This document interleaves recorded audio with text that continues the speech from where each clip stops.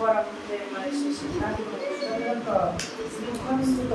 पवित्र नारी ग्रंथ पाठ मोर कथा गुड़िक जे तुम केवल कथा और चिंतार प्रार्थना हुए करवा आचरण भर दे सेगुड़िक जदि वास्तव में तेज पाइबा तुम साक्षण रही किंतु अति निश्चय तुम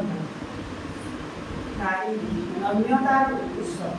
नारी प्रकृति नम्य तेणु से भल को अथुरा भाव में जागुड़ी धरी पारे आधा प्रकृत हेले अव्यर्थ जगत को उपेक्षा कर जागुड़ी धरी अच्छी नहीं अटल भाव में छिड़ा हो रही पाए तुमे जहाँ तुम जीवन जश और बुद्धि क्रमान्वित परिचालित हुए दास सम को तात्सल्य कर ही अतुला भाव में जागुड़ी धर उन्नयन तुमको कदापि त्याग